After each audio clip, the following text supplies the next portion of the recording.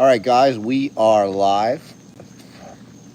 For those of you wondering why I'm in the current situation that I'm in, this is what you call a tax write-off live. So bear with me.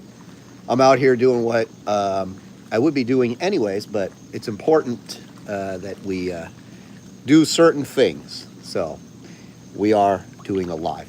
I am actually here. This is a little bit different than when I normally come down to South Florida. I brought all my dogs this time, and I've really enjoyed it, because typically when I come down here, you know, it's just exclusively, you know, for holiday. But this time, you know, it's more of a work trip, and it's nice to be able to bring the dogs down here and actually train. They're quite, let's say that they're definitely in shock. You know, back in Canada, it's -10, -20 degrees Celsius, and then you're up here and it's like, man, today was 85, and the boys got hot really, really fast. So I got to be careful and not push them too hard in this first week until they're fully acclimated, because, you know, I'm usually balls to the wall with training, and really important, obviously, to keep in mind that what's up? It's really important to keep in mind that with the heat, you know, with high drive dogs, they can push themselves past the point of safety. So they're definitely having to adjust appropriately to the current temperature.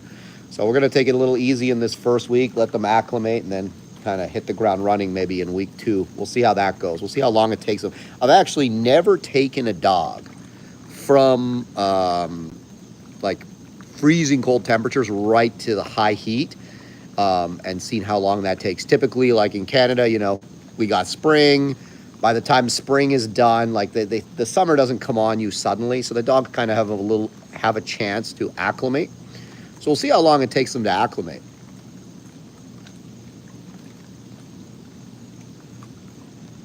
We're gonna have I'm gonna open the live to, you know, anybody want to discuss anything, we can discuss anything. My last live, where I talked about our good little friend Zach George, unfortunately I had to delete the live just because it was so pixelated. The quality of that live, like the voice was good, but it was so pixelated, you know, like it was literally, it looked like a robot, you know. Like it was terrible. So I just ended up deleting it. It's too bad, because there was actually some really good content in that live, and I like leaving the lives up for those people that miss them, because obviously, you know, people aren't going to catch the lives. We have different time zones, so on and so forth. But, you know, it is what it is. So that's deleted. So I guess I can talk about some of that stuff again if we need to. But, you know, the one thing that I like about traveling with my dogs is, you know, the last year before this, we've been so heavy with dog sport that I kind of missed doing a lot of the functional stuff with the dogs. And it's really, really nice to be able to get out with the dogs, do functional obedience, just regular everyday obedience. And, you know, it's funny, you know, as a dog trainer, I'll kind of like a little bit of the inside baseball, so to speak. As a dog trainer, you get way more attention walking your dogs down the street, and I'm in terms of like people coming up to you asking for your card, so on and so forth, than you ever will doing dog sport. You know, so as much as we enjoy dog sport, and I love dog sport, you know, as a dog trainer, I think it's so important that you remember that functional obedience. It's so important to get out there and do that functional obedience. And it's fun, man. Like, just take the dogs for a walk. Had a coffee this morning, took my dogs for a walk down the street in Florida, and, you know, they're just walking next to me. It's awesome. What's your thoughts on having a sentry dog? I mean, it totally depends on, you know, what you want. If you want it, if you need it, by all means have one. You know, if you want, what I find a lot of people want is they want a dog, you know, to be a monster sometimes and a love bug other times. And in many cases, you know, they're disappointed because it's usually kind of all one way or all the other. And, you know, just keep in mind, you know, you get that dog that's going to chew anyone up that comes over the fence. That's probably not a dog that, you know, when family's visiting, he can be out You know, that's probably not a dog your buddies that come over once a week, you know, can fool around with, because somebody's going to get hurt.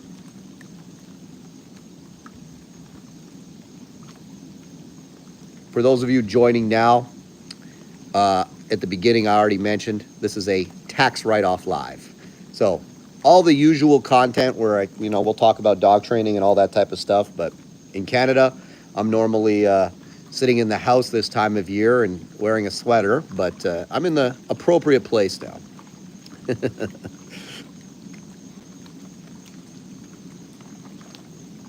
So, yeah, anybody has any questions related to dog training, so on and so forth, I'm happy to answer. Truly enjoyed my training today. I got to go, somebody that I was Facebook friends with, Shane, hit me up. He's down here in Florida, and he invited me out to come train with them. So it was nice. It was my first time kind of training with a club. I know a lot of people weren't there in a long time. And it was a nice club, nice people, very welcoming. And it was definitely interesting getting to train my dogs out here. It was a good time. Did you say, Natalie, you said Windsor, the Florida of Canada? I don't know. I don't know about that. There's words for it. I don't know that I would use the word Florida to describe Windsor.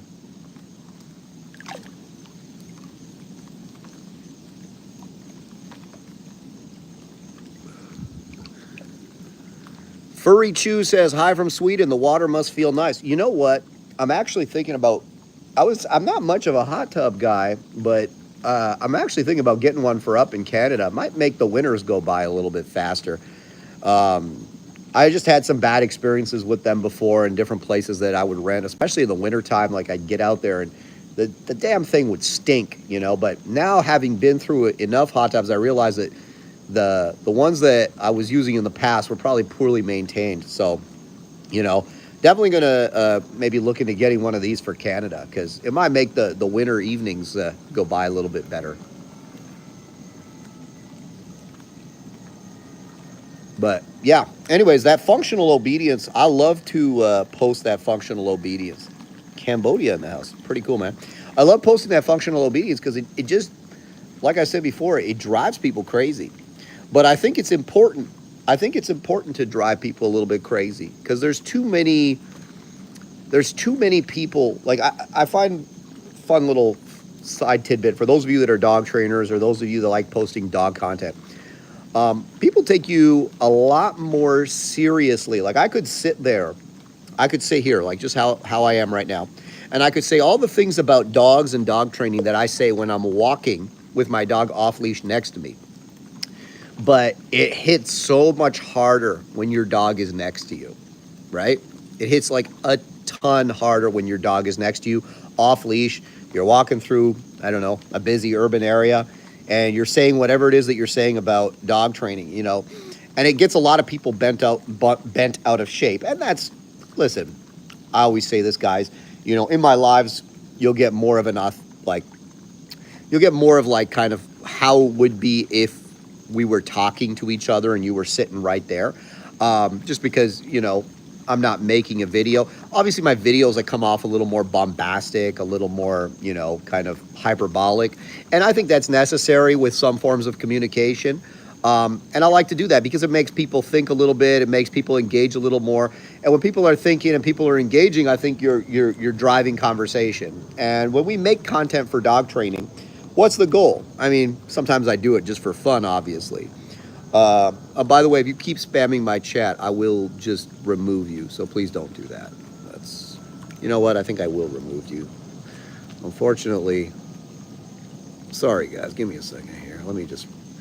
There's always some mentally ill people, unfortunately, and we wish them well, but they unfortunately cannot stay in here. I don't know what it is. It's like I don't know whether they're bots or just people that literally have nothing going on and they're just desperate, you know, for some attention. Either way, the internet's probably not a good place for them. T, what are some signs that your German Shepherd is not fit for IGP or PSA?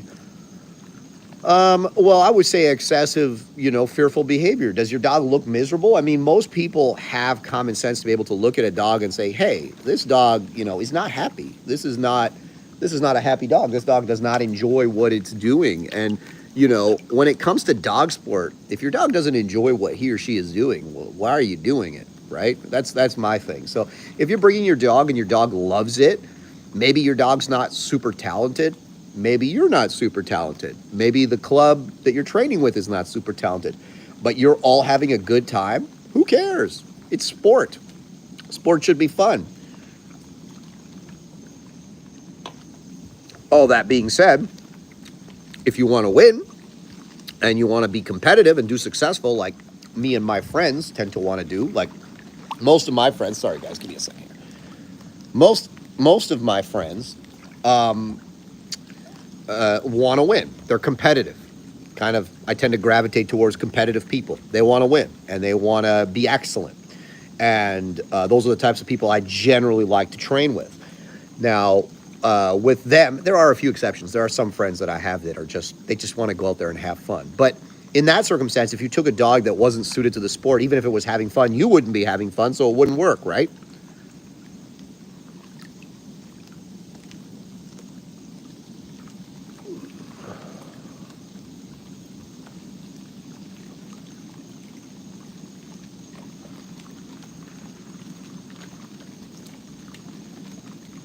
See, we got Battle Buddy Canine. I walked with a client off leash accidentally through a dog rescue adoption event. That was the first time I had people rush me to talk about setting up sessions. There you go, guys. You're a dog trainer. There's a little business hack given to you by Jeremy there, Jeremy Smith down in Texas. He's one of our certified pro trainers. I never even thought of that, just just do some functional obedience right past a dog rescue event or something like that. A doggy daycare. There you go. That's the solution right there. Mal, Dutch, or German Shepherd. I pick German Shepherd every time. Dominic D says, Mal is only sometimes reactive to other dogs. Is it possible the other dogs are just wanting to FAFO? Maybe, but it doesn't particularly matter. What do you mean? Like, are you allowing your dog to go and meet strange dogs? Or are you just talking about you're walking by dogs on the street and sometimes he's lighting off at them? I don't care if another dog's lunging or barking at my dog. Like, he's not allowed to be reactive. Now, if another dog bum rushes him and gets all up on him, then he's got to do what he's got to do, right? Okay. Thank you. Your dogs want to win. 100%.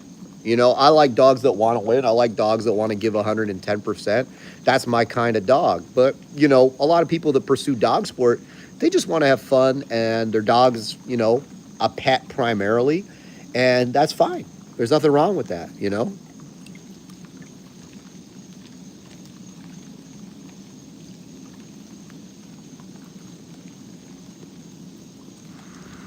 Man, got to remove a lot of people tonight.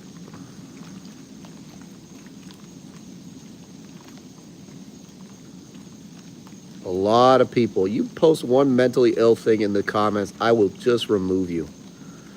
I'm here to enjoy myself. You guys want to joke in a good-natured manner? I have no problem with that, but some people in here are funny. Which province are you located? I'm located in Ontario. There's a lot of crazy people, unfortunately. I don't know why they're on the internet waiting to go on somebody's live and just talk about nothing. It's funny. Let's see here. We got Onyx in the house. Onyx and I listening. Hope to hear all about your new DDR line. Yeah, absolutely. One thing, too, I brought Chico along for this little journey because I really want to get Chico out and about more. Chico's pretty much been at my place, except for the competitions that I took him to last year.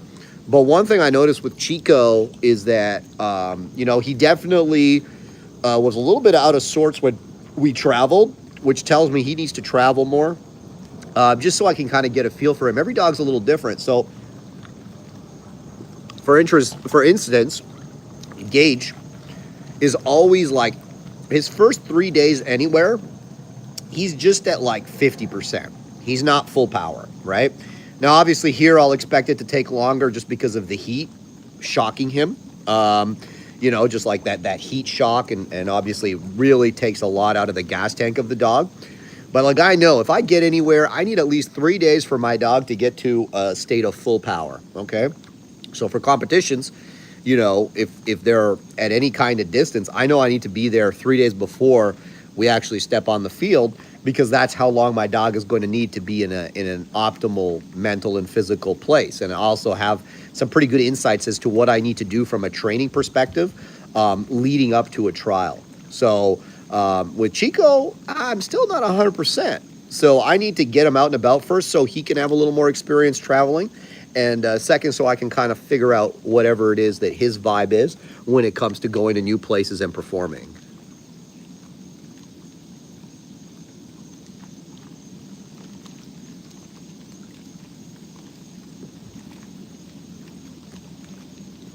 Damn it, this thing went out.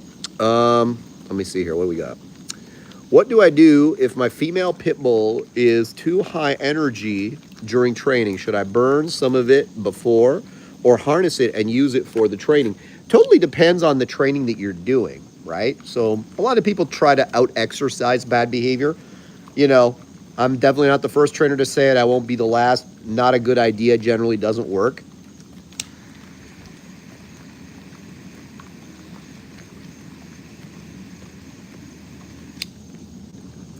But, you know, if you're doing like competition obedience, man, the more energy, the better. If you're just trying to like do normal functional obedience with the dog, you know what I would do is you don't need to exercise the dog before you do functional obedience. You just need to do good functional obedience.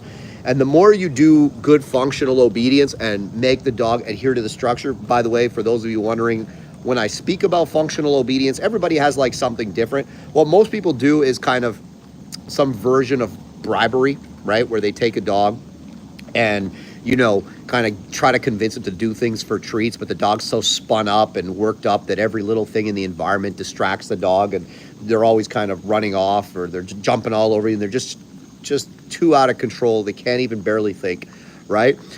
With that type of dog, I do proper functional obedience, and the more that you do that, you know, usually within 5 minutes, the dog is settled right down and, you know, is in a place where they can, you know, start doing the obedience in a productive way. The other thing too is experience. So like, for instance, I speak about, you know, some of the videos I post. So like the first walk I did with Gage in the city, it'd been a long time since I took that dog for a walk in the city. And you guys saw it. I videoed it, right? But you guys saw it. The dog was spun up, right? He was super aroused. He was super amped up because all I'd been doing with him for like a year, basically, was dog sport, very little functional obedience. So that first walk, that was literally the first walk we did in the city in a long time. And I happened to make that vlog while I was doing it. And that's why you saw the dog so spun up. Now you see the second vlog that I post, right? Where we're in Blue Mountain, right? Now, the dog is definitely not in that same like high level of, you know, excitement, arousal, so on and so forth, because we'd been doing functional obedience a couple more times then. And he kind of was like, all right, I know what this is. We're not, you know, doing high energy stuff. We're just kind of walking around, right? So there'll always be some arousal with a dog like Gage, but it's a question of just getting your dog used to it. So for those of you interested in my functional obedience, where I teach the dog to walk off leash, come, sit down, ignore distractions in public, www.shieldcanineonline.com. Spiral Tiger says, and he's in a hot tub. OMG, covet. Anyways, I've been working loose leash and plays with my Pyrenees, and I would suggest watching his video every day. I do. Awesome, man. I'm glad you take some good from it. Let me remove this individual. 24-hour timeout. I never see the comments of the people you remove. I don't know. I see them.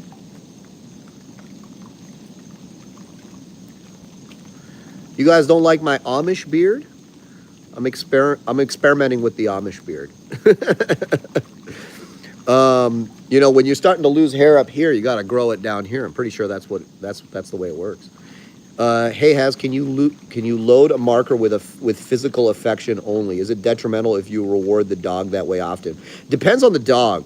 Depends 100% on the dog, because some dogs with a marker, with physical affection, it doesn't really they like it, but it doesn't mean that much to them. For some dogs, you can see that they get a huge dopamine spike off of physical affection. So for those dogs, certainly, you can definitely, load a marker with it. Would it be the same marker that I used for food or toy? No, but you could certainly load a marker.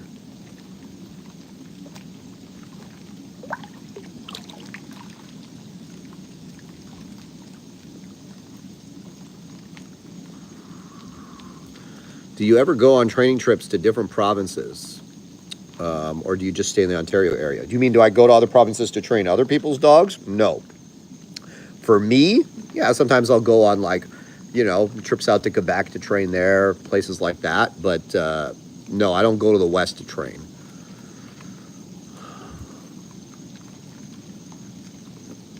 Henry says, my Dutch Shepherd puppy, 10 weeks old, should I crate him in a different space or in a room for my other dogs? By all means, crate him with your other dogs. There shouldn't be a problem with that. Do you have any opinion? This is from Stephanie. Do you have any opinions on chows as far as training goes? Yeah. Oh, boy. Yeah. I mean, chows are generally, there's been a few exceptions, but, all the ones I've seen in training are quite nasty. I've certainly off-leash trained a few. Once you get them through the nasty, they generally, can turn out okay. If you want a nice obedient dog, generally a chow is not what I would recommend, but you're welcome to take your chances if that's what you want to do.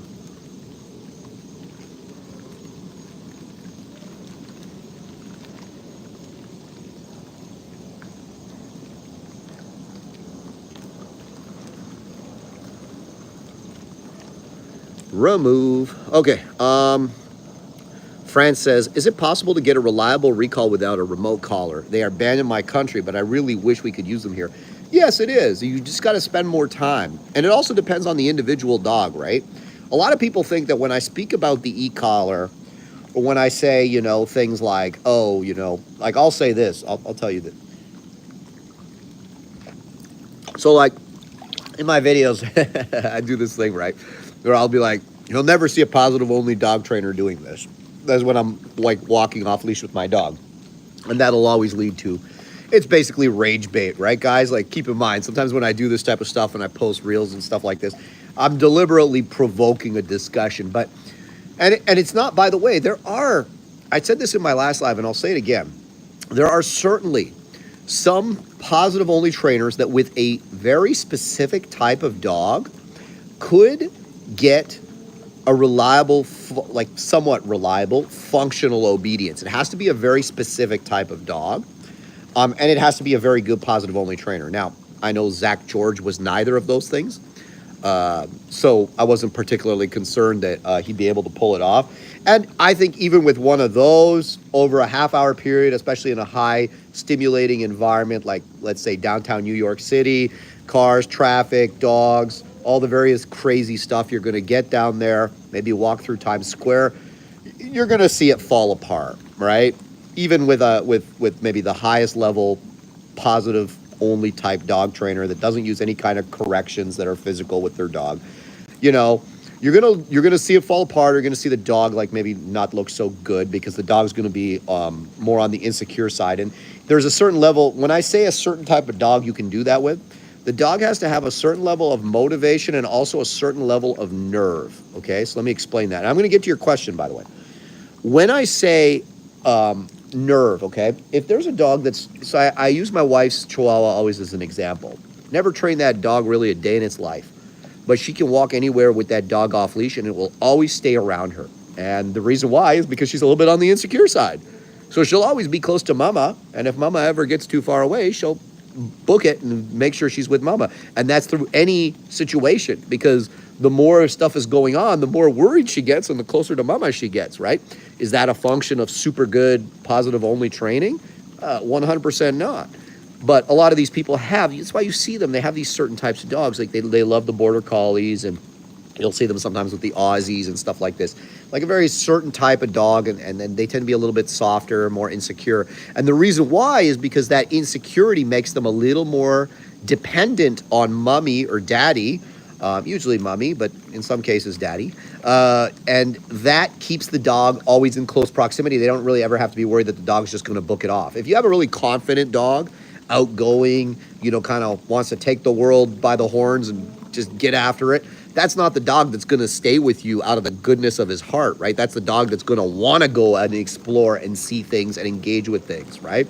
So that level of insecurity actually makes them a little bit more reliable, and that's why you see a lot of the positive only types kind of sticking with those types of dogs. The other thing too is high levels of motivation and biddability, right? Again, that's why you see the border collies being especially favored, because they tend to be highly motivated and also, very easily to motivate. So like if I give that dog maybe 3 liver treats over the course of, 20 minutes, that dog is always going to be in this like state of hope and anticipation that I might give him a liver treat. And the dog is just going to walk with me, staring at me the entire time. Is that true functional obedience? Of course not. And the reason why I bring this up, and the reason why I say you'll never see positive only dog trainers doing this, is because first of all, you have to understand the type of dogs that myself and my friend are handling are not the type of dogs that you would ever see a positive only trainer be successful with. My friend's dog would for sure attack the handler, and believe me, he tries. And then my personal dog, Gage, everybody thinks Gage is like so good, right? Gage is not naturally a good dog, right? And I don't mean that in terms of like his value as a living being. I mean like he's not naturally obedient. People don't believe it because they see like how he is with me. He is not, believe me, I've had way more biddable dogs than Gage. He is not naturally obedient. He doesn't always want to do the right thing. In fact, I always used to joke when I was training him in the beginning that if this dog could find a way to do the wrong thing, he would, right? And you can apply that to any behavior. So these are not easy dogs. So that's number one. The other thing too is that, I think that a type of training that you cannot say, yeah, give me that dog, I'll have it doing that, in a reasonable amount of time, right? That functional obedience. You give me a pressa, I'll go do it with a pressa. I did it with a pressa, right? You give me a bulldog, I'll do it with a bulldog. You give me a Frenchie, I'll do it with a Frenchie. You give me a border collie, I'll do it with a border collie. You give me a confident dog, I'll do it with a confident dog. You give me a scared dog, I'll do it with a scared dog. That's because the type of training that I do makes sense to all dogs and works with all dogs because it makes sense to all dogs. All dogs learn, think, and communicate in the same way. Now, when you take a very one-dimensional training approach, like the positive only training, it does not work with the vast majority of dogs because, too confident, too nervous, not enough food drive, not enough toy drive, whatever, there's always some reason why it's not going to work. Now, there are, again, a small percentage of dogs that it can work with, but the percentage is so small that for me, it completely invalidates the approach in and of itself. So that's just a nutshell. So now getting back to your question as to, can you train a dog without an e-collar to reliably come? Well, of course you can. Of course you can. Because the fundamental principles of the e-collar can all be done without the e-collar, right? What is the e-collar? It is a tool of reinforcement, right? Now, used in the crudest form, it is a tool of negative reinforcement, right? Because I say used in the crudest form because you can reinforce much more than, a lot of people just use the e-collar basically to say you're wrong, right? You're wrong, you're wrong, you're wrong, you're wrong, you're wrong. That's what the e-collar means to a lot of people and to a lot of their dogs. But you can use it much more artfully than that. I'm not going to get into that right now, but suffice to say you can. Now, with you, right, you can't obviously use an e-collar wherever you're at for legal reasons.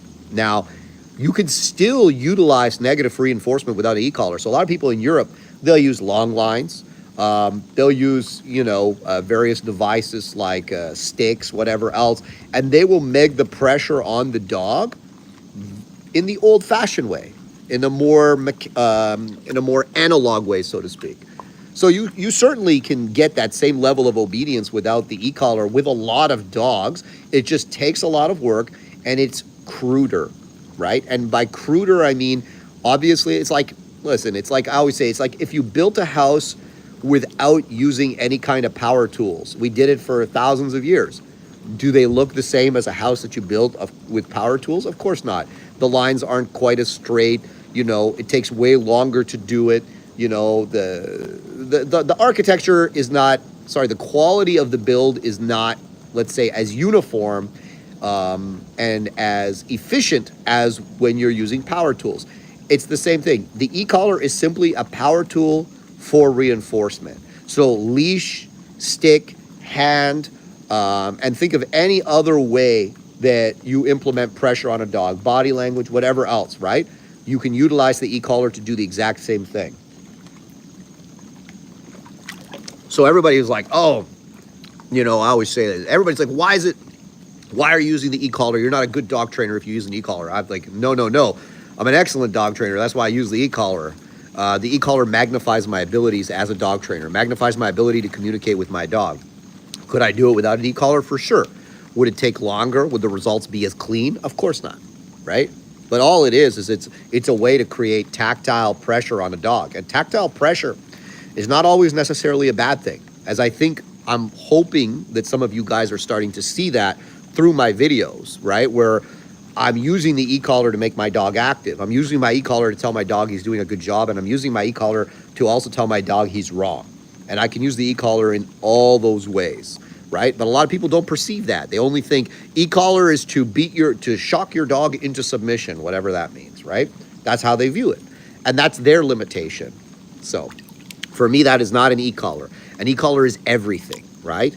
An e-collar is this, an e-collar is this, an e-collar is this, an e-collar is this, right? The e-collar is a lot of different things. You know, I strongly suggest, you know, if you want your mind more open to an e-collar, another trainer that I strongly suggest you watch, and I had the privilege of having him up for a private seminar, Chris Altair, guys. Watch his work, all done with an e-collar, right? Groundbreaking stuff, fantastic stuff. Double Trouble says, fearful reactive dog, had to stay with the family, moved away for uni, well behaved with me, but acting like a shithead when walked with them. They refuse to use any tools and maintain what he knows. I never try to pass my tools off to people, right? Utilizing a tool in training, whether it's a pinch collar, an e-collar, anything really, right? This is not something you just give to someone and say, hey, do this, do that. They're applying pressure to a dog, right? I don't think that's something that you give to people that don't know what they're doing. I would say, you know, if you're having people look after your dog, just tell them to turn them loose in the backyard and give them a cookie to make them come in at the end. And they don't need to be walking the dog because they're just going to cause a backslide for you.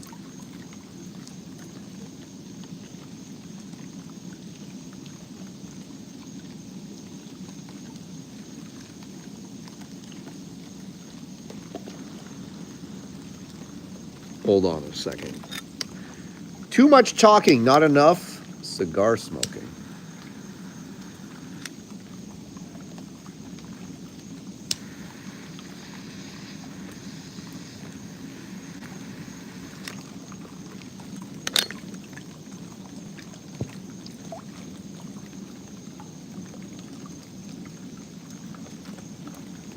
Ian says, don't you rate the Stasi kennel? I don't know what that is.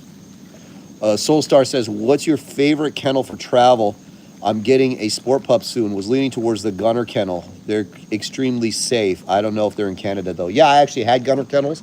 I sold them simply because too heavy for me, and they were too wide, and I wanted two side by side. For me, the Roughland is probably the best value for your money. They're fairly rigid. You know, are they going to be able to withstand the punishment a Gunner would withstand? No. So if it's the back of a pickup truck, I'd say by all means spring for the Gunner.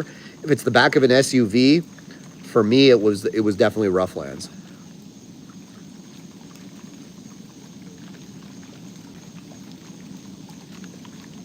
Coralizer says, is there any benefit of a family dog having an extreme drive?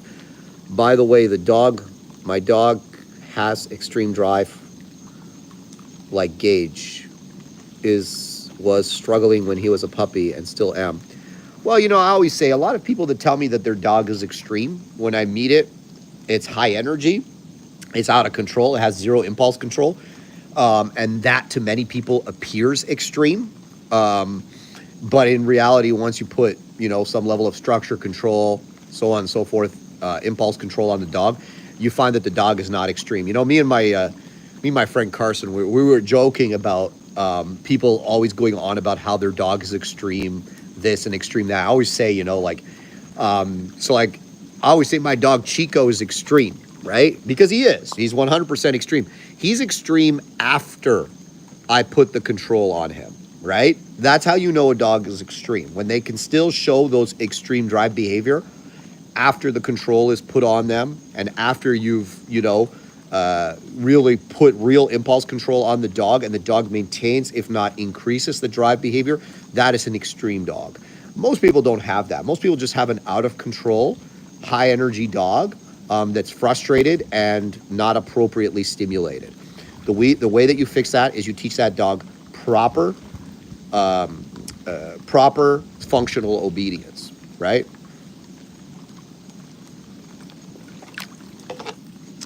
And you hold the dog accountable to that obedience. And you work that dog appropriately until the dog is mentally and physically stimulated, right? When you get a high energy dog, you know, a lot of people are like, oh, you know, if you have a Malinois, it's like so high energy, you can't live in an apartment with it and all this stuff. Guys, I always say this. I used to live in a townhouse with 2 Belgian Malinois, both high drive, high energy dogs. But I gave them 2 functional obedience walks twice a day, 30 minutes. That was it, right? Sometimes I would train them, sometimes I wouldn't. They did perfectly fine, but I kept them in a state of control. I kept them in a state of impulse control. I exercised their minds a lot more than I exercised their bodies. And when you exercise a dog's mind, they get tired way faster and the arousal level comes down way more, right? Now, somebody had said, man, did I miss it? Somebody had said that they were in my sport courses, my online courses for dog sport, and that they were having some problem with vocalization. I'm looking for it. Where is it? Sorry, guys, I'm just scrolling, kind of looking for that. Anyway, somebody had said that they're having a problem with vocalization in the obedience. Listen, when I make my dogs vocalize on obedience, I'm generating a ton of arousal, right? Because the dogs, whenever you get a dog barking in a high level of arousal, right, you're generating arousal, and then I channel it into the obedience. If you're having a problem with your dog vocalizing, aka barking, screaming in the obedience, this is a control problem, okay? So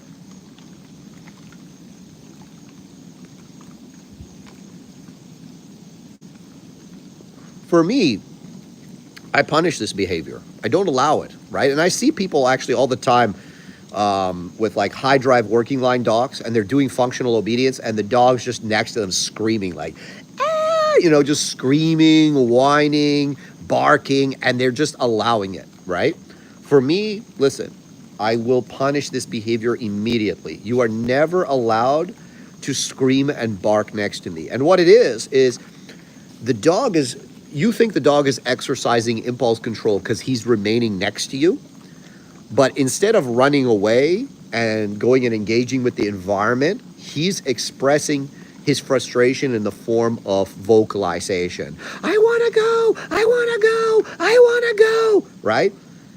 For me, when you allow that, you might as well just allow the dog to run away from you, right? You're allowing the dog to be in a mental state, right? Which the vocalization, you could argue, is also a physical state, right? A mental and physical state that is high arousal and high overstimulated by the environment, and that's why the dog is doing this.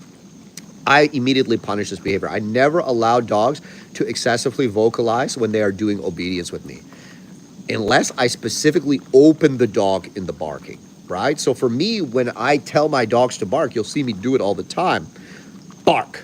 And then the dog's like, bam, bam, Now, if he's a barker, guess what I force him to do?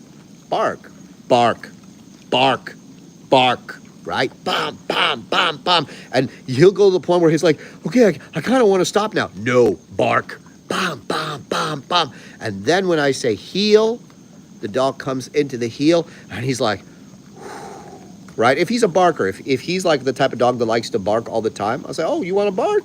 No problem, home slice. Let's bark, right? And then I make him bark so much that he's like, all right, I would actually, this is kind of like nice to not have to bark, right? It's certainly something you can do with those types of dogs is make them, oh, you like barking, you like making noise, no problem, I make you make noise. But then when it's obedience time, no noise, right? And if the dog makes noise, I immediately punish the behavior until the dog learns I must be quiet. And then when the dog is quiet, the dog will drive satisfaction, right? So whether it's sport training, whether it's functional obedience, I just never allow it. And anytime the dog begins to engage in that, like, over hyper aroused verbal abuse that they're doing, where they're just screaming and howling next to me, immediately I make it really uncomfortable for the dog until they stop that behavior. It's just that simple, right? And if you never allow it, in the beginning, yes, you will have to, conflict with the dog until the behavior is gone. But once you stop allowing it and you're consistent about it and you just never allow the dog to get away with it, they will stop doing it. What I find a lot of people do is they'll try to make the dog stop. The dog will fight with them about stopping and not stop. And then they'll just quit and be like, all right, well, whatever. And all you've done is built your dog's resistance to you saying, hey, bro, you cannot scream and bark next to me. There are certainly, it's a lot of German Shepherds have this behavior where they're super vocal in the obedience, right? But you definitely have to be very firm with it.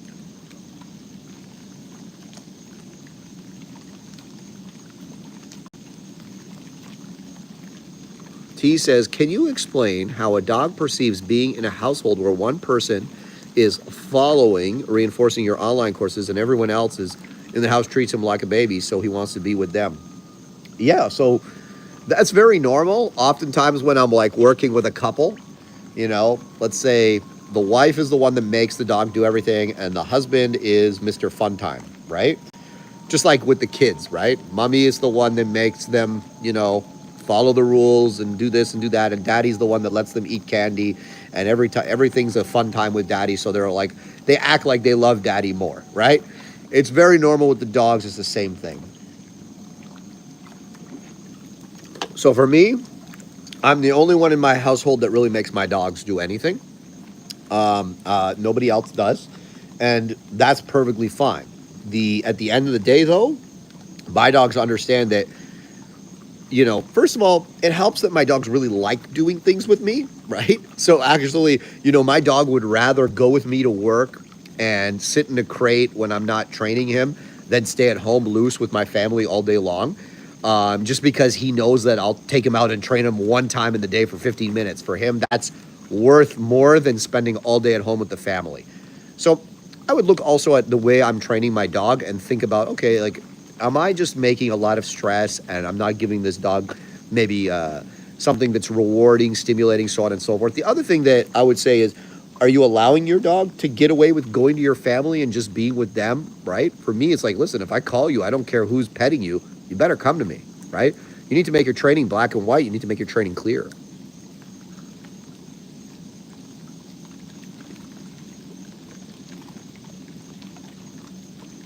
Battle Buddy Canine says, 120 people watching and 35 thumbs up. Hit the thumbs up.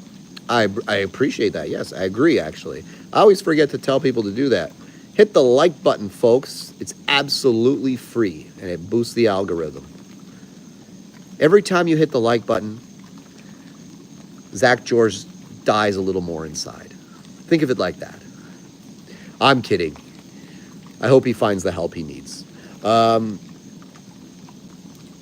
Let's see, what else do we have here? How do you get your dog to stay by your side and not leave you? Well, the goal is not to get your dog to stay by your side and not leave you. The goal is to get your dog to come when you call. If you can make your dog come when you call, then you don't have to worry about him leaving, right? Turn him loose, call him back. Turn him loose, call him back. Turn him loose, call him back. Once he realizes that when you call him, he must come to you, then you don't have to worry about him not leaving. So most people think about making the dog not leave. For me, the first thing that I train the dog to do is actually come when I call him. That is number one.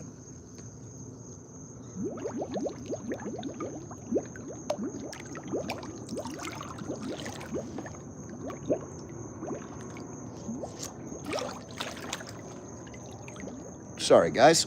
Oof. I had to reset the settings here. Okay. Let's see what else we got here.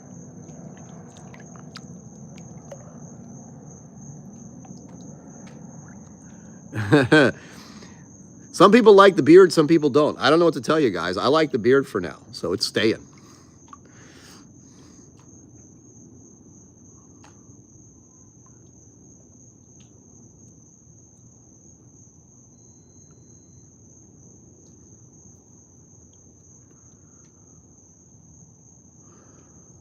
Rip Reinhold says, "Can you please expand on why pre-bonking is better than simply first bonking at the moment of the misbehavior?"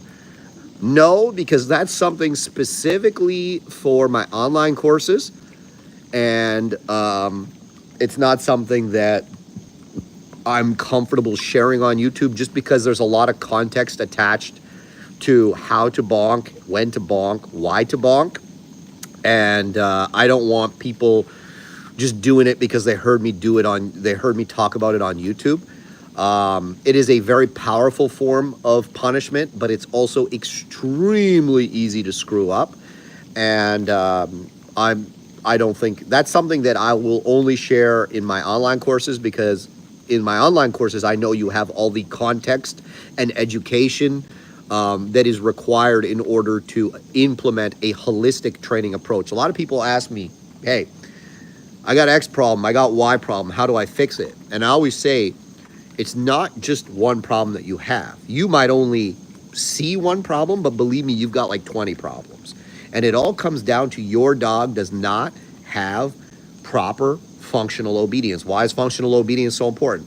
Not only because it's convenient for you, not only because it gives your dog more freedom, but what true functional obedience training provides is impulse control training. Real impulse control training. Impulse control training that has been generalized. When I say generalized, most dogs only know 1 + 1 = 2, okay? 1 + 1 = 2, and that's all they know. But do they know that 1 + 3 = 4? Do they know that 1 + 2 = 3?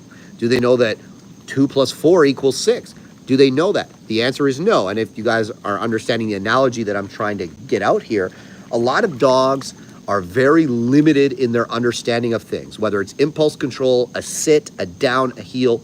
What real functional obedience accomplishes, right? When you can confidently take your dog anywhere and know that regardless of the stimulation, whether your dog gets afraid, whether your dog gets excited, that your dog will come when you call him, whether he's chasing a squirrel, whether, he's playing with another dog, that your dog will stay when you tell him to stay. If somebody rides a skateboard by really fast, if someone's like, hey, coochie, coochie, coochie, coo, and he just stays there, right? When your dog will go to a place, when you tell him to go to a place, when your dog will walk next to you off leash, when you tell him to walk next to you off leash. This is advanced. All this is advanced impulse control demonstrated across a wide variety of dynamic contexts. So important. This is the key to fixing 99.9% of behavioral issues, right?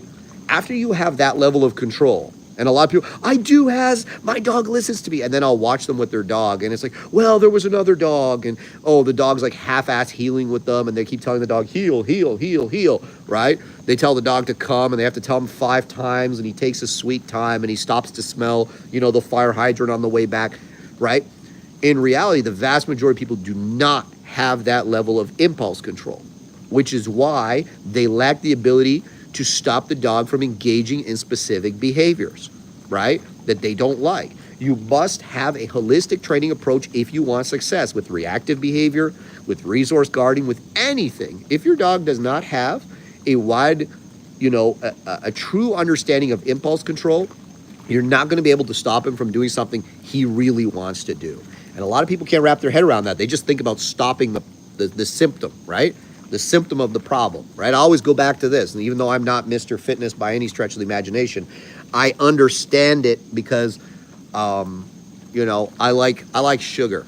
That's my vice, right? I don't drink. I do smoke these from time to time, but I don't drink. You know, I don't do drugs of any kind. But I love, you know, pastries. I love that kind of stuff, right? But if I just ate donuts all the time, right? And I complain, man, I'm really, really fat, like I'm morbidly obese and I don't feel good, right? Would the solution to that problem, you know, be, oh, like, you know, you need to go see a therapist, right? No, that wouldn't be the solution. The solution would be stop eating all that stuff, fatty, exercise more, and, you know, get some good sleep and some good nutrition and you'll feel good, right? It's that simple. It's the same with the dog. So it's not like, oh, my dog, you know, is reactive or my dog is X, Y, and Z. No, you've got a holistic approach. You have to take a holistic approach to dealing with anything. And if you don't, it will always be a problem.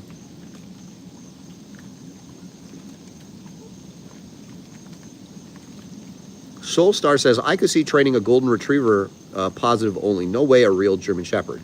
Well, definitely no way a real German Shepherd. Yeah, there's certain types of dogs you can do it with. It's not really a breed-specific thing. It's more of an individual thing, right? I always laugh, you know, because I post those videos, and then there'll always be people, oh, I do that all the time. I do that every day. I do that. It's like, no, you don't. No, you don't. I see very few people, and that includes balance trainers too, by the way, that have what I would call real functional obedience, right? Like real, like they live like that. Like for me, and you know, if you travel with me, if you see me, you know, in public, you know I live like that. Like, that's literally what I do. My dog is off leash with me anywhere I go, whether I'm letting him out on a thin traffic island at the gas station with cars whizzing by on both sides for a potty break on our way to wherever it is that we're going, you know, whether we're walking onto the trial field, whether I'm just walking him through town, you know, drinking a coffee. That is literally how I live with my dog. Well, I do that. It's like, no, you don't. You give your dog liver treats and hope he stays with you, you know, for 5 minutes. And that's about all you really have. Because the second you disengage with him, the second the Pez dispenser of treats stop, the second he doesn't think you have anything, or the second he thinks there's something better over there, you know he's gone, right? You know it. And at the end of the day, right, that's the reality. So for me, man, impulse control, it's a game changer. DV says, just bought your book, don't even have a dog yet. Just prepping for my first dog soon. That's awesome, man. That's a level of preparedness most people don't have. Brad Wood says, what you really need to do is pay Zach to walk Gage through NYC. Why? Brad, I don't need to pay Zach to walk Gage through NYC. I literally said, here's $50K. I'm going to put it in escrow. If you can even match me with your dog, I let him pick his dog. Right? I say, pick one of your dogs. We don't have to talk about my dog. We don't even have to go to a shelter. I would say, hey, let's go to a shelter. We'll each pick a dog and train it for 4 weeks. And let's see if your super modern science, evidence-based approach works. What evidence? I don't know, but evidence-based, right? You do that and I'll do what I do, right? Real evidence, by the way, real evidence-based. I'll do what I do and we'll see how that turns out, right? I said this on my last live. It bears repeating. So number one, guys, just in case you don't know, when these guys speak about science, like for those people that don't really understand how scientific studies are supposed to be conducted, it always sounds impressive. Well, studies show, what studies? How were the studies conducted? And when you look at the way that they conducted these studies to show that positive only training is the most effective form of training, blah, blah, blah, blah, blah, you find that the processes that they followed were not at all appropriate from a scientific perspective. They don't meet, you know, the rigorous standard that should be applied to any study that's actually looking to determine what is a productive outcome versus, you know, maybe one method versus another method. They didn't follow any of those rules, right? In many cases, it was like a survey that they did. In other cases, it's like they were making determinations based on like what, like they were saying things like, oh, you know, we did a study where people trained a dog they trained a dog to do a recall for 2 days with treats, and then they trained a dog to do a recall for 2 days with e-collars, with e-collar approved, with e-collar manufacturer approved trainers. And the dogs that were trained with treats were more reliable. Number one, who trains a dog to do a recall for 2 days, right? Like no one reasonable would agree to that. I wouldn't say any effective training for a recall, at least you need a week to make a good off-leash recall that I would call somewhat reliable, right? Whether you're using an e-collar or anything else. Number two, there was no video of this. Number three, I know the vast majority of very good e-collar trainers. None of these people were contacted. None of these people were ever used. No one knows what trainers they actually used.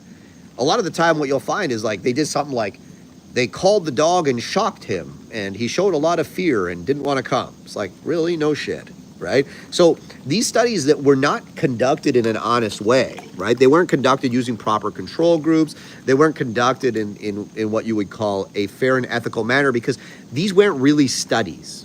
They already had a predetermined outcome that they wanted, and they just did the things in order to validate that outcome, right? Nobody in their right mind. That's why I always say all this nonsense about science and talking and all this stuff, like most people don't even understand what science really is.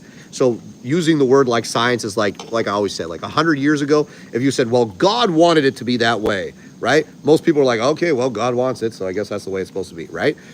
Science has just simply replaced that. Now you just say, science! And everyone's like, oh okay, science, right? And it's like, we have to just listen now, mindlessly. And we've basically elevated, experts. And I put experts in quotations because a lot of experts, whether they're health experts, whether they're dog training experts or dog behavior experts, they're not really experts. They don't know what the fuck they're doing. They have very little practical knowledge, and they have absolutely no meaningful success to point at, right?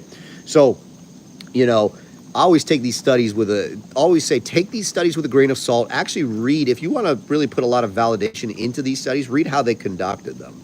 And it's usually quite eye-opening.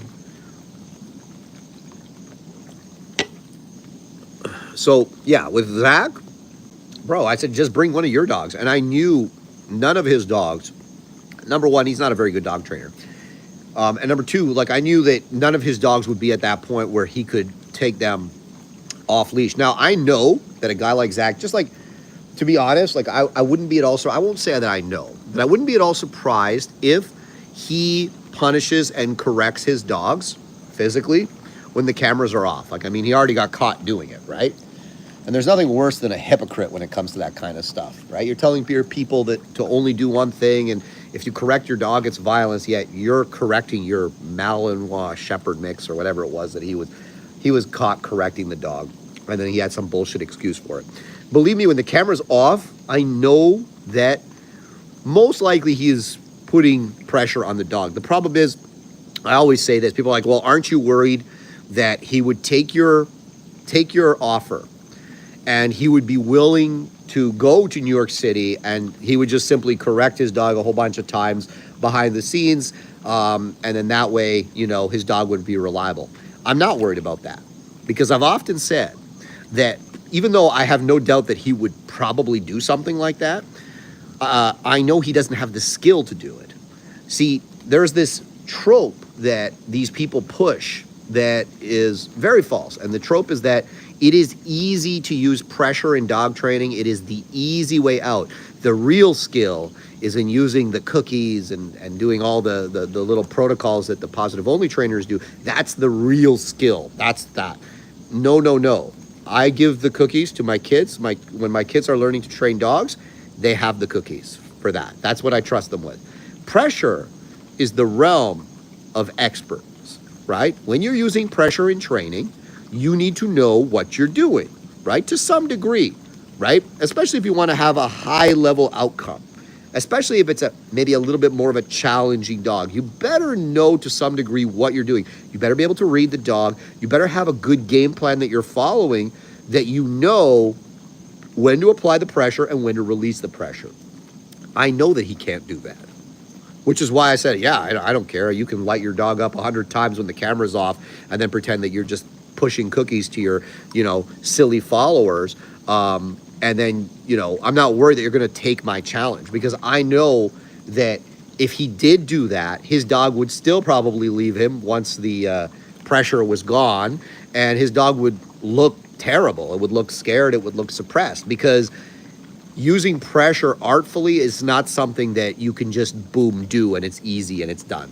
Using pressure artfully requires knowledge derived from years and years and thousands of hours on the leash.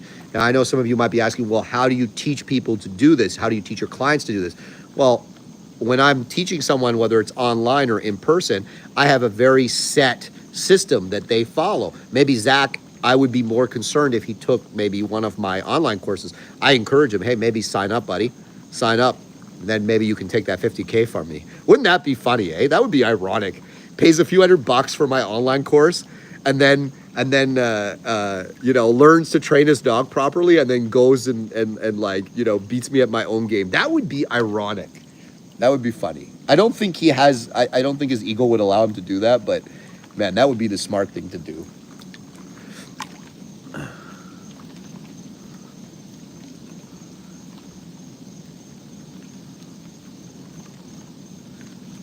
Cleveland in the house. Sorry guys, I gotta stop talking.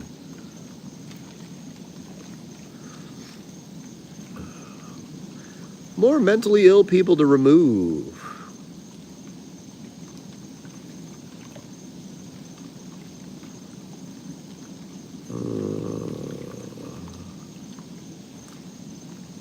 Mexico. Hello, hello.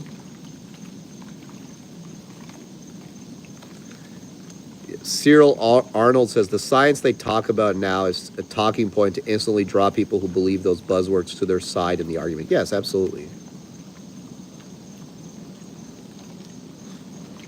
Sarah Park says they were biased studies. If it was fair, they would have looked into e-collars and prong collars properly. There actually have been a few of those studies that were done in a fair way, and they actually, even though they all got buried for some strange reason that I could hardly imagine, right?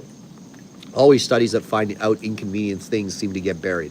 There were a couple of studies that did truly measure the effects of dogs behaving around a competing motivator. And a competing motivator means something that the dog wants, right? With training, positive only, prong collar, and e-collar. That found that the dogs that were trained actually with the e-collar were the least stressed and the most reliable. No great surprise, right? Because the e-collar, the reason why that would be is because the e-collar is so clear for the dog. It's the clarity, right? When used properly, it's so clear, right? This is the good behavior. This is the not good behavior. This is the success. This is the failure. And when there's clarity, there doesn't need to be fear. And there's also a heightened level of reliability. That's all there is to it.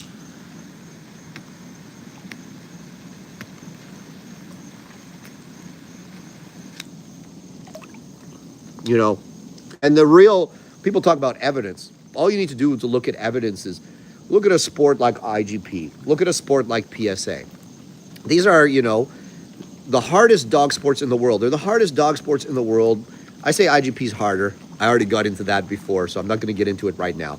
But they're the hardest dog sports in the world because they require so much control around competing motivators that the dog can freely access, right? That's what makes them so hard. And there's a context to it, right? The dog is experiencing stress from the outside and from the inside. The dog is in a new place. There are things happening. It's dynamic. The dog has the option to engage in the competing motivators. The handler has no form of reward or correction available to him or her, right? And now the dog must show high levels of dynamic impulse control in all those situations. That is why those are the most difficult sports in the world, and that is why you will never see someone being successful in those sports with a positively only trained dog, because it's just simply impossible for a dog to have the confidence and the drive behavior to do well in those sports, to be able to withstand the pressure, from the external sources, be it the decoy or the environment, right? While also maintaining correct levels of impulse control and obedience to the handler.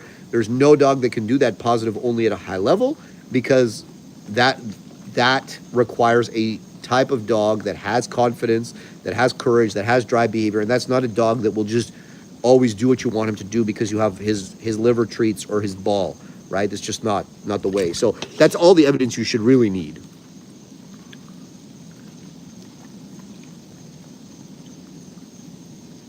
Jacob Pierce says, referring to his latest video, he didn't mention you directly.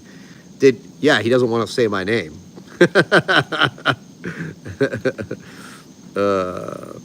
Jacob Pierce says, his argument about your methods with dogs being a reflection on how you treat people annoyed me because I literally applies to him. If his children don't have discipline, he has zero business reproducing. Jacob, does he have kids? My goodness. I hope not. Well, I shouldn't say that. Try not to be a shitty human being. No, I would doubt he has kids. If he does, I hope they're doing well.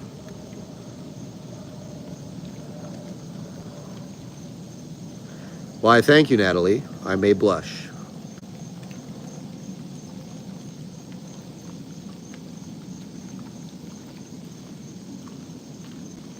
JLM says, I practice medicine now, and I am so tired of it. Been rescuing dogs for years and training them. Too late to become a dog trainer. Can I come apprentice with you? JLM, it's funny, you're not the first, well, I guess technically, I was about to say, you're not the first doctor that's trained with me, but I guess the other one was actually really a doctor of animal behavior, so she wouldn't count. But in terms of that, no, look, man, it's never too late. But I always say, why do you want to be a dog trainer, right? Do you really, like, you enjoy rescuing dogs? Like, you enjoy rescuing dogs and, like, training with them, and that's kind of like your release from, your day job, which is, practicing medicine. Well, be aware that if you professionalize that and say, listen, I'm going to be a professional dog trainer, you might not love it the same, right? A lot of people think they're going to love being a dog trainer, but what they find is when they actually have to do it to pay the bills and they have to deal with all the people and all the dogs and repetitively do it over and over again, they find that the passion they thought they had for it, they don't actually have. Now, there are some of us out there that truly do have that passion, and we can do it all day, every day. Like, case in point, I used to come here for a week without my dogs, and, after a while, I'm like, man, I don't want to do this. I can go a week without my dogs, but after a week, I'm jonesing. Like, I need to get back to training. Like, I love training. So, be aware that it might not be the panacea that you think it is, but my advice to you would be learn to train, kind of start doing it a little bit on the side, and if you're like, you know what, this is a lot more, let's say, rewarding for me than being a doctor, then by all means, maybe that's what you need to do.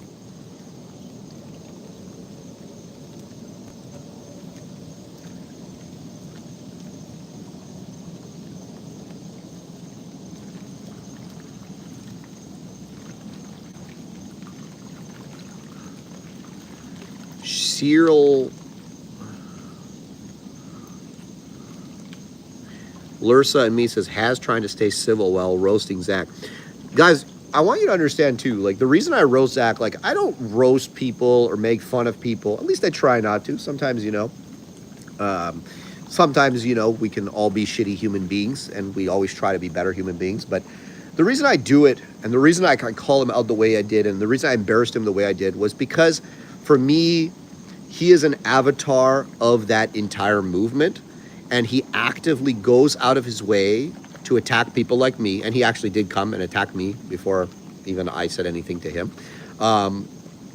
And he is a avatar for the misinformation that is out there about dog training. He's the kind of person that is lobbying government, to ban things like police canine. He's lobbying government to ban e-collars, to ban any kind of correction and training, that type of stuff. And in Europe, I always say this, in Europe, they made the mistake of saying those people are crazy, right? Those crazy blue-haired people, no one's going to listen to them. Just ignore them, focus on training your dogs. And next thing you know, in much of Western Europe, lots of dog training tools are banned. In some cases, even putting a dog in a crate is banned. you know, it's absolutely gone sideways because people like Zach George over there got access to the levers of power and managed to, what's the word? They managed to propagandize the populations of those countries to the extent that politicians were incentivized to ban these things in order to appear to be virtuous people that care about the animals, so on and so forth. They call it animal welfare, right? There's really no welfare involved whatsoever. They call it science. There's really no science involved whatsoever. But, you know, you cannot ignore these people. You really can't. It is extremely dangerous to ignore these people. So I deal with him appropriately, as he is an enemy to the truth. And he is someone, I think ignoring misinformation, ignoring people who lie and people who deliberately lead others, you know, into a lie, is very dangerous. And I think we've seen the results of that over the last 10 years. So I think it's really important to aggressively deal with these types of people.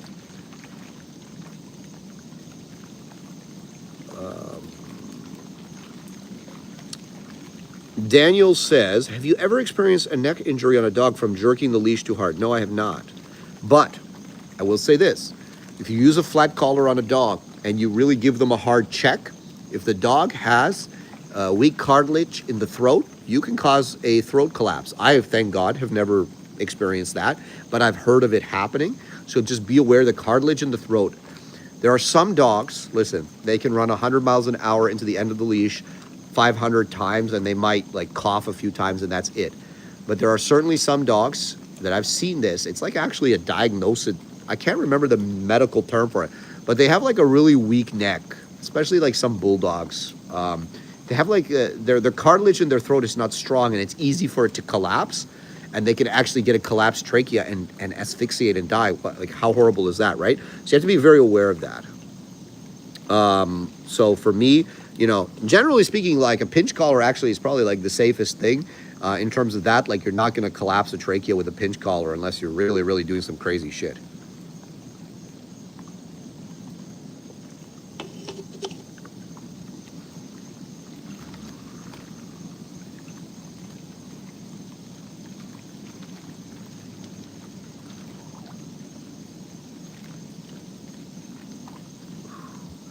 Nin says, sorry for asking twice. Are there breeds that don't have two dogs of the same sex rule doesn't apply to? Oh, you're saying, is there breeds that don't have two dogs of the same sex doesn't apply to? For example, comparing one of those Lassie dogs versus German Shepherds. Yeah, so like, listen, typically non-working dogs, right? Like if I had two collies, I wouldn't be worried. I'll have like 6 males and I'm sure it'll be fine. And even if it's not fine, it'll be easy enough for me to kind of sort anything out because the intensity of the aggression that they have towards one another is not going to be anything that I'll be particularly concerned about. You know, whether 2 Springer Spaniels, like, obviously, you guys get the point, right? Like, I'm not particularly worried about that. Where it starts to get dangerous now, let's say you have 2 male Rotties, okay? 2 male Neapolitan Mastiffs, you know, 3 female Pressas. You know, when we start to get 2 male working line German Shepherds, by the way, that can work. It depends on the males, right? So you really just have to know what you're dealing with and what you have. You know, 2 male pit bulls can be very dangerous, right? Really depends on the breed and the individuals within that breed, because there's certainly, look, I know some guys that, you know, they've got 3 male pit bulls and they keep them all together and everybody gets along. I know some people that have, you know, multiple working line Mals or Dutchies of the same sex. They all live together. And yeah, there's some scuffles from time to time, but it's nothing like danger, right? So it really depends on the individuals. You have to know who you're dealing with, right? So yes, you know, there are obviously certain breeds where there's more likelihood that something bad is going to happen. And you just have to be ready for the smoke. So like a lot of people, I always say, if you're not ready for the smoke, don't do it. So like, and by that I mean like you're willing to address, sorry, my cigar's out again.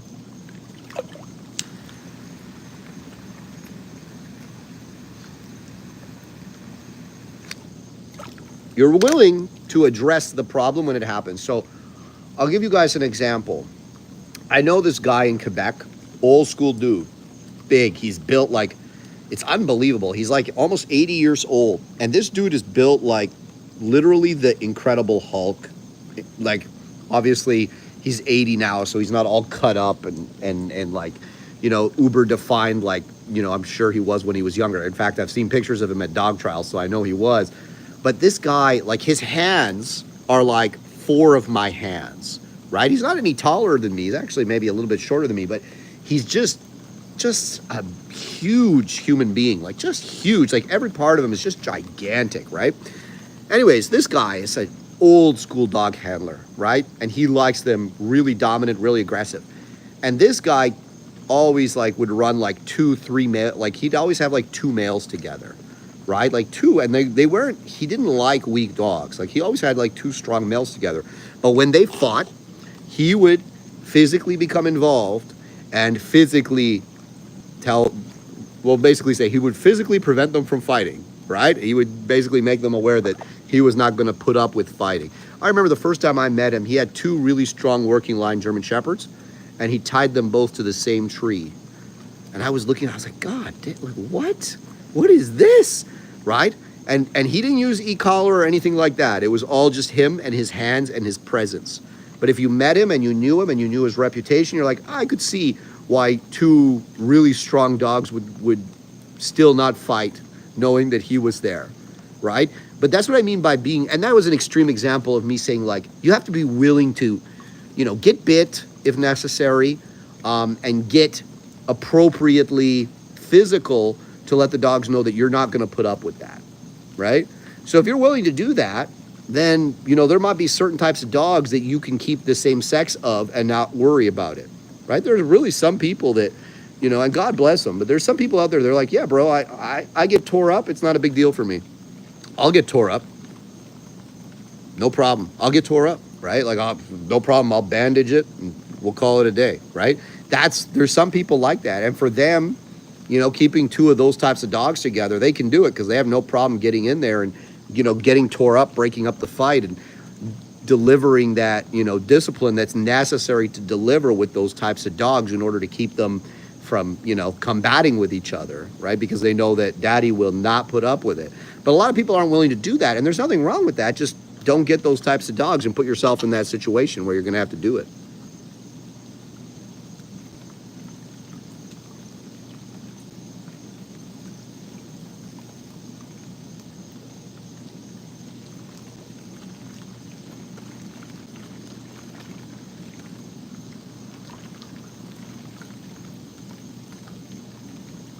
AJ says, bro, I told the same story, Hulk. Man, you know who I'm talking about, AJ. That man is a fucking G.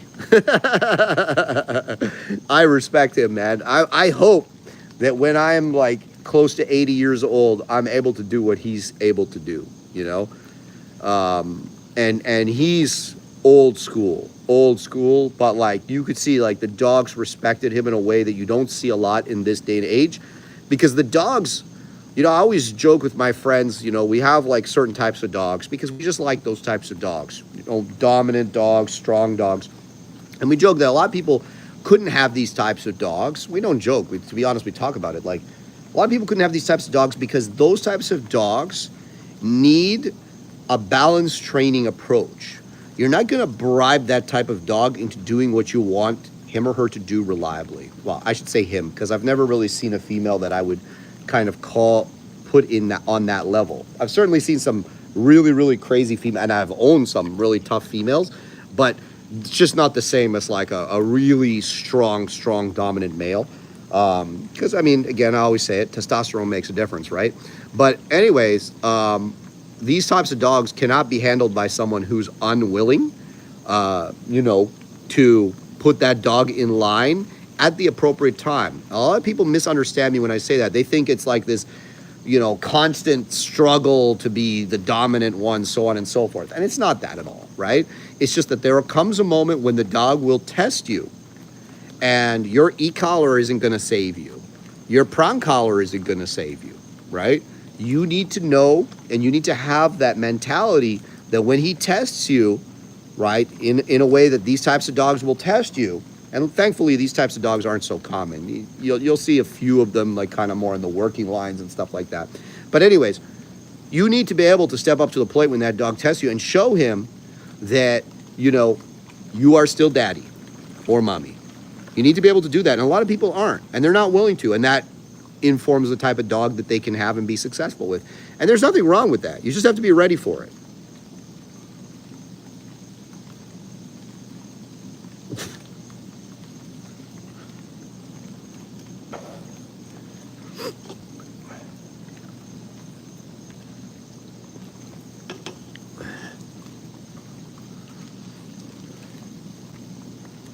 Someone asked me about when to start on a pinch collar. Lena says, I'm all about prongs and e-collars, but you don't training, you just dominate dogs. Lena, I'm going to assume that you're not mentally ill and leave you in the stream. Define dominate dogs, and we can talk about it.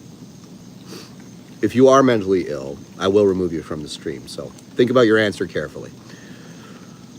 Cocky Talk Dog, best, safest places to travel with a protection dog in the car, like in case of a crash, possible injury, where they're still in a position to do their job. I don't think there is one, man.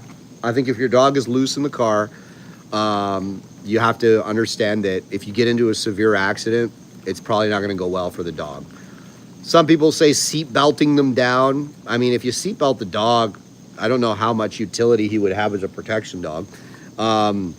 But I think if you want the dog loose for safety reasons, in terms of like that dog being able to prevent a carjacking, yeah, like, I mean, realistically though, there's not a lot of places where you're in severe danger of carjacking. Just lock the doors, lock the windows, right?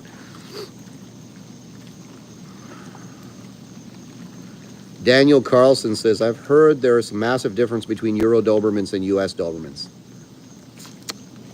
No, I don't think so. I mean, working Dobermans bred for work, generally they're fairly uniform. Like, yes, the European ones are bigger generally, like they're a little bit more bulky and stuff like that. But I wouldn't say that there's a super huge difference, to be honest with you. Now, of course, there's Dobermans bred for show and Dobermans, you know, bred for work. And obviously you're going to have some different outcomes there. JK, I'm going to give you a chance because I think you might be one of those mentally ill people. But I'm going to give you a chance. And if you want to stay on the stream, just be quiet and enjoy the stream or ask something intelligent. But if you continue to post mentally ill comments, I will have to remove you, unfortunately. Have you trained Brazilian Fila? They are used for protection, but they originally have been bred to hunt humans. No, I've never. Actually, I lied. Yeah, we've had Fila in training before. Yeah, a little bit on the nervy side, to be honest. I didn't particularly love them. Aditya says, hello, are performance mixes a bad thing, like bull herders or the ex-Malinois? Why take the shortcut when one can very easily select for the traits and breed into line the traditional way? No, I don't think they're bad. Just understand that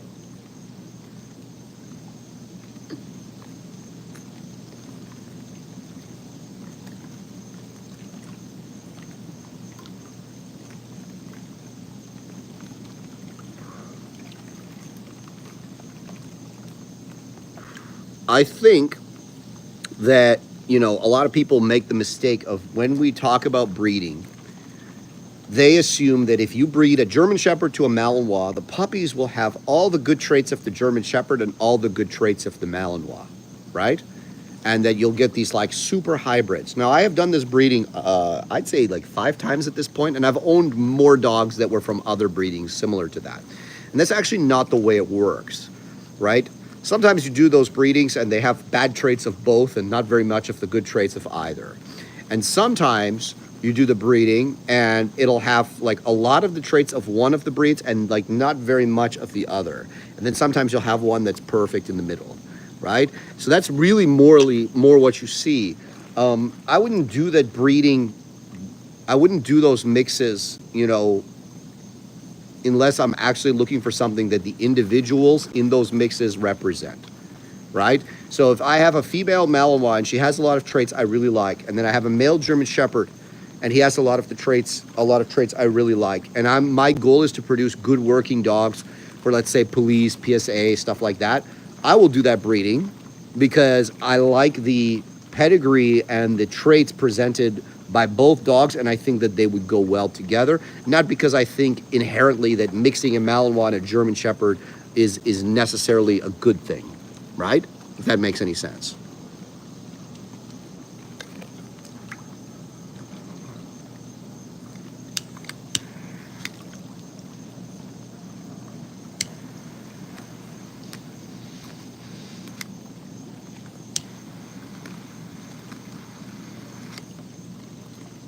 I just burned my hand with this thing because I didn't see which end the flame came out of. So that's interesting, right?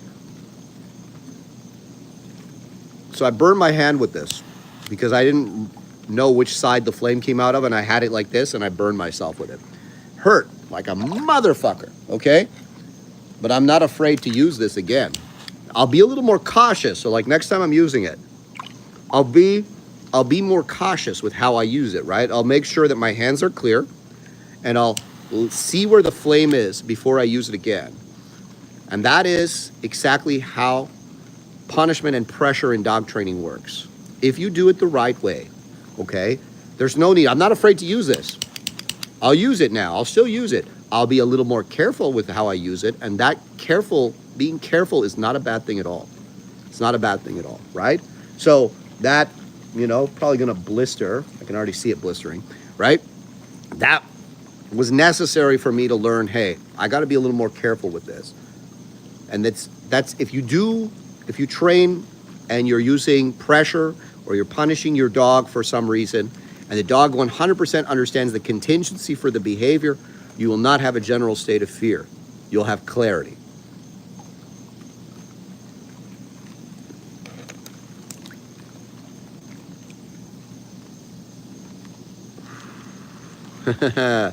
Yeah, Soulstar is funny. She goes, getting punished by your lighter. Oh no, your lighter is dominating you. Yeah, exactly, right? It's nonsense. It's like, but that's the mentality of it, right? Like that's the idiocy behind people that say things like that.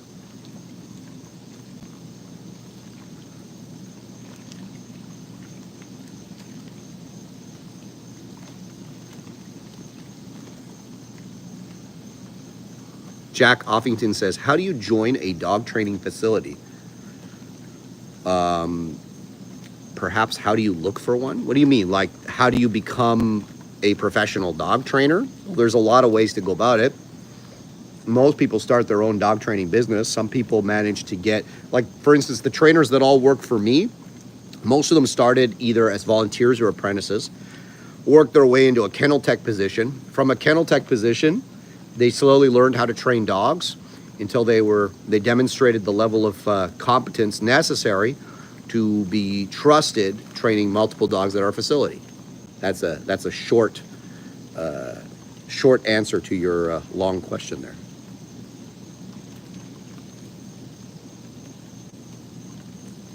Jason goes, hey Haz, did Zach George ever take you up on the challenge? Of course not.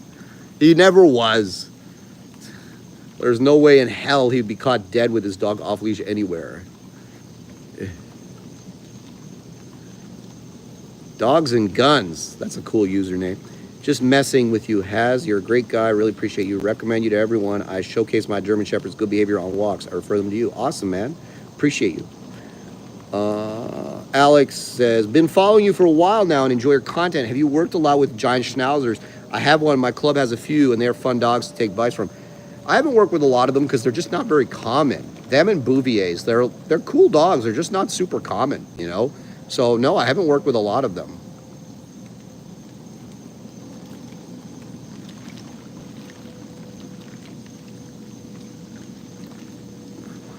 Thoughts on dominance dog training? What does that even mean? Like, that's not a thing.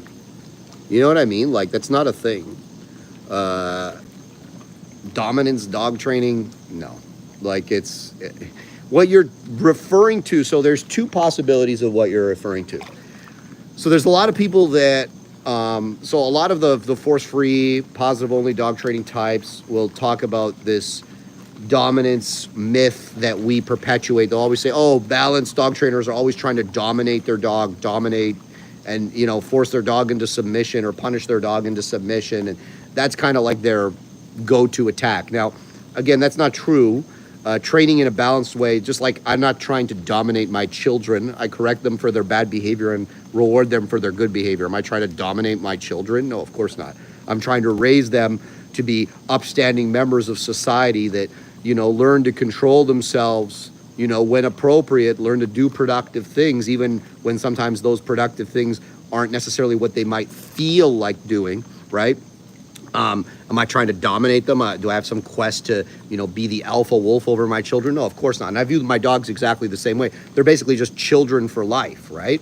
And thus, you know, we need to instill in them the appropriate levels of impulse control, as well as clarity over what behaviors are desirable versus undesirable, because, you know, we don't want anyone to get hurt. We don't want them to get hurt, and we want them to have a good quality of life, and we want to have a good quality of life with them. You know, I have a 3-year-old son, and, you know, recently when he's become angry, he's taken to throwing heavy objects, you know, at his older brother. Now, when I correct him for that behavior and I say, hey, man, like, you can't be doing that, right? And I correct him for that behavior, is that because I'm trying to dominate him, or is that because I'm just trying to teach him to control his impulses? I'd say the world is full of kids right now, as an example, that never were taught proper impulse control and were never properly corrected and given the guidance that they need. And they get to a certain age and they do that behavior that they've been doing ever since they were little, and that no one properly taught them not to do. And then they all of a sudden end up catching a case and going to jail or getting a record, so on and so forth. And that's because no one instilled that impulse control with them. And that's with children, right? Most of the people that are in jail right now, most of the men that you find in jail and the women that you find in jail, what do they have? They have impulse control problems.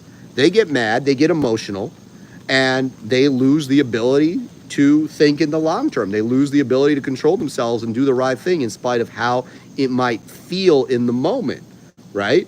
And that's simply dog training.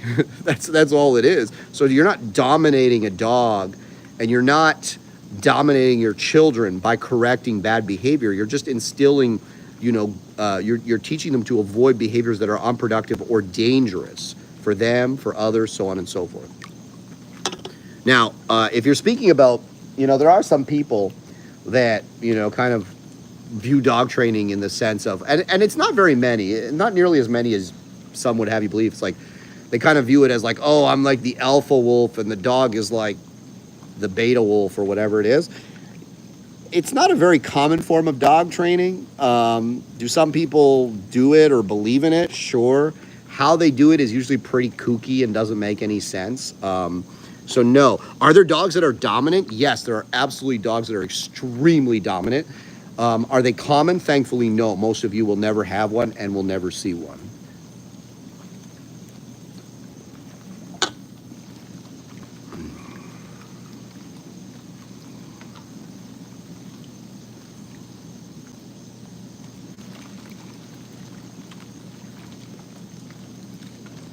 Irma X says, I have a German Shepherd from Czech Republic, 1 year old now. He is good inside, but outside he gets aggressive and protective. Any suggestions? Yeah, absolutely. You need to properly train your dog.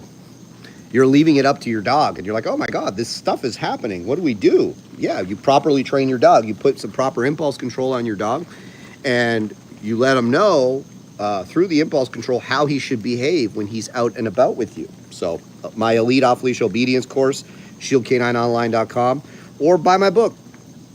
That's fairly inexpensive, and it's also going to give you a lot of the information that you need in order to properly train your dog from 0 all the way up. There's not one thing I'm going to tell you to do, because there's not one thing you can do. Again, it's a holistic training approach. Aditya says, what do you feel the future of IGP is? Will things change, or will the sport die away?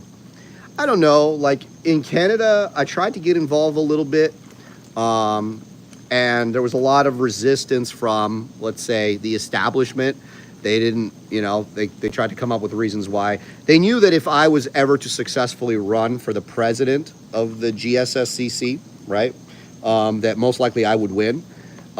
So they did what they had to do to prevent me from even running and putting my name on the ballot. And they seem determined to just continue to do, you know, what they've been doing for the last 30, 40 years, whatever it is. And I think if they continue to do what they're going to do, they're going to get the same result. And I know there's a lot of other organizations in dog sport that are doing the same thing. IGP will either, you know, grow in the sense of, you know, getting rid of a lot of the old way that they do things, a lot of the old leadership style, shall we say, old ideas in leadership, and will modernize and grow, or it will continue along the path it's continuing along and it will fail. For me, you know, I was involved and I was ready to kind of take a leadership role in moving IGP, for instance, in Canada into 2025. But then I'm like, man, I'm already working. Like, I got a job. Like, I don't have time for this completely volunteer position, and these people are being extremely difficult. And I said, why am I doing this? I don't care. They want to run the sport into the ground, let them run it into the ground. I'm going to enjoy myself, and, you know, if the sport dies, I'll go do something else. You know what I mean? So for me, it just, after a while, I just realized, the juice isn't worth the squeeze. Let them do whatever they want to do. Saif says, hello from Dubai. God bless you all. Thank you, Saif. God bless you. Have I worked with Borbles? Yes. Lursa and me says, when people say dominance-based training, I think escape avoidance. Escape avoidance is simply negative reinforcement training. That's been around since probably the dawn of time. Nothing wrong with it. What all rewards do you use? Food, praise, to play. Jess says, have you worked with any Belgian turfs? If so, do you have any thoughts on them compared to the Belgian Malinois? Well, anytime you breed a dog for anything other than the working ability, you're going to lose something. So generally, most turfs lack a little bit on the drive, and they lack in the courage. I mean, they're breeding them for their nice fluffy coat. So, you know, it is what it is. Do I like game dogs? For what? For what, I ask you. Sarah Park says, I know you offer professional dog training certification. How far are you in setting up a network so that people all over the world can connect and contact trainers? We're actually very close to that. Our website page should be almost done soon, where we're going to make it easier that anyone who's a certified pro trainer, people can go on the page for my certified pro trainers and find one that's close to them, if there is one. And yeah, so that's definitely in the works right now.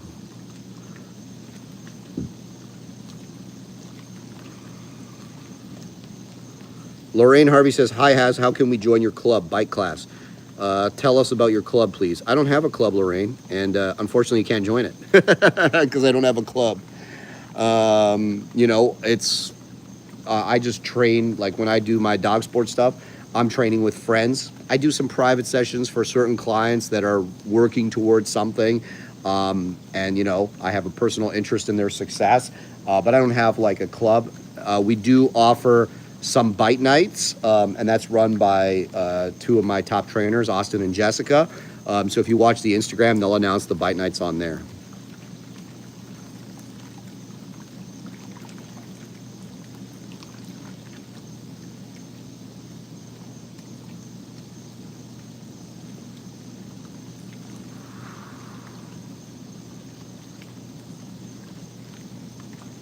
Lursa and me says, that's how antisocial personality disorder is created. I don't know what you're talking about. What are you talking about? Be specific. Devin says, do you ever withhold food to increase food drive? I feel like some people would try to turn this around and accuse someone of starving their dog. Well, there are some people that legitimately starve their dog if the dog doesn't work. I've done it here and there. Again, for me, the goal is to see, it's like, there are some dogs that you can literally starve them and they will not be more motivated to work for food. I've seen it, okay? So if you reduce the abundance of something, so let's say you're feeding your dog 2 times a day out of a bowl and you also want to get that dog to work for food. For sure, the dog is not going to have the same gas tank to work for food as a dog that doesn't get any food out of the bowl, and their only opportunities to eat are through training. That certainly has an enormous impact on the amount of willingness a dog is willing to engage in to eat, right? Or sorry, to work for food. All that being said, you know, there are some dogs that it doesn't matter, even if you do that, they will get skinny. They will not work hard for food, ever. So just be aware of that.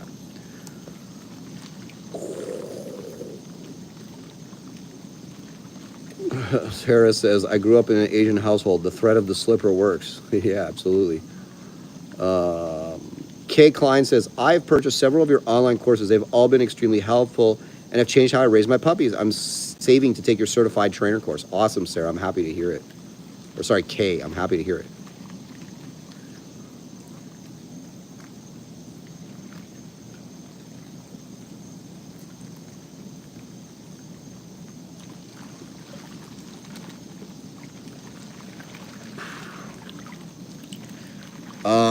What we got here? We got says, Soulstar says, do you think PSA is rising in value with the direction IGP is going? No, I don't. I think it was. I think PSA has now run into some problems. I don't know if they're going to resolve those problems. They've run into some problems, I think, with how they're administered. I think they need to professionalize their judging a little more. They need to professionalize how they administer the sport. I don't think there's a problem with the sport being privately owned, but I think, you know, there's just way too much talk about, you know, biased judging and, let's say, administration of the sport that favors certain people and actively tries to prevent other people from being successful. You know, it's funny, you used to hear all the time about how PSA was so welcoming and IGP, everybody's so mean. Now all of a sudden, you know, everybody in PSA is complaining about, you know, sexual assault and domestic violence and all this crazy stuff, right? And again, I think most of it's bullshit, but at the same time, it seems like they're being plagued now with the same issues that, you know, the same infighting, the same nonsense that you see in IGP, but the difference is IGP is a worldwide sport that has so much adoption worldwide and options for people when it comes to training. Like I'm here in South Florida, there's like 4 different places that you can train apparently if you want to train, you know, do IGP. In PSA, I have no idea. I assume there's probably like 1 place max around here that you could do PSA, if even that. So I think that PSA saw some initial growth, but unless they get their house in order, I think that that growth may be curtailed.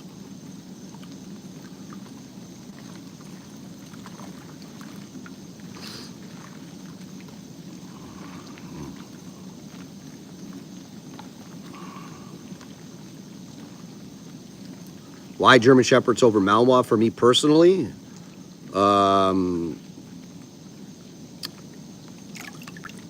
Why German Shepherds over Malinois for me personally? I would say because German Shepherds have more stability. I think it's easier to find a good German Shepherd than it is to find a good Malinois. Some people would disagree with me, but for me, I've seen way more Malinois that can do dog sport, but wouldn't be the type of dog that I would enjoy living with or being around, versus German Shepherds that, you know, maybe they're a little bit more tough to figure out when it comes to doing dog sport, but I much prefer to spend my time with them, if that makes sense.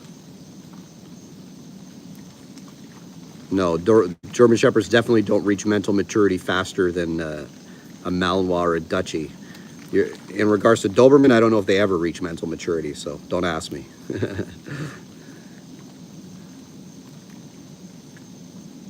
Meredith says, hey Haz, I'm out of Georgia. I have a high drive German Shepherd. She was a stray. I've used your training methods over the course of a year. I've had her and she's a totally different dog. Thank you. Well, thank you.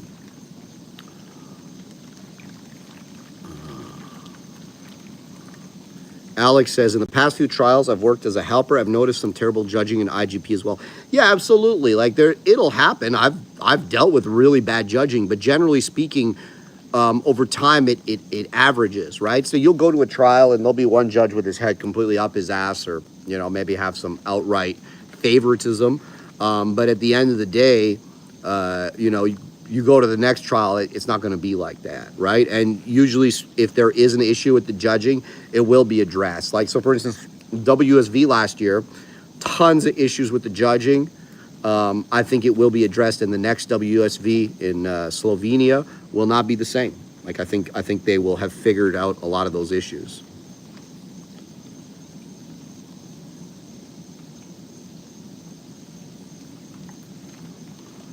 When are you moving to the wonderful state of Florida? I don't know, man. We'll see.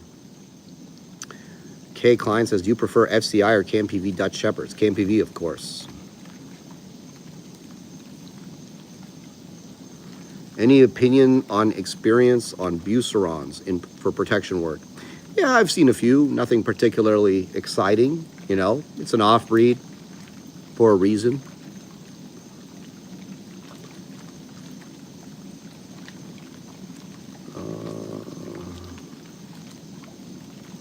How did you get into dog training and breeding? When did you realize you loved it and it's what you want to continue? Man, like it's just been a slow roll over years. Like, you know, I love dog training. I love breeding dogs. I love the art of, you know, putting dogs together with various genetic traits and seeing how they complement one another and seeing the puppies and their behavior, how their behavior reflects that of the parents. Training is, you know, it's like a very complicated puzzle. And, you know, the more you do it, the more you fall in love with it. So for me, it was just like a slow progression of, you know, doing it and loving it and wanting to do more, you know. Charlene Blanchard says, secret sauce is awesome. You put a lot of emphasis on how to put gas in the obedience. Do you think about giving tips about slowing things down? My Malinois has gone too drivey, I think. Yeah.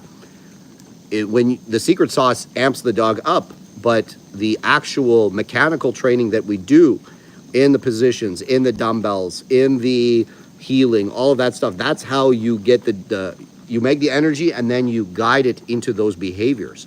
So it's fine to make the energy, but if you're not guiding it into those behaviors, you're not channeling that energy and capping it and directing it into the productive behaviors, then all you're doing is just making a dog crazy for no reason, right? Alex says, do you conduct a lot of in-person seminars? No, I do not. Whew, it is getting hot. What are some mistakes? Christopher Wallace says, let me just turn this sucker off.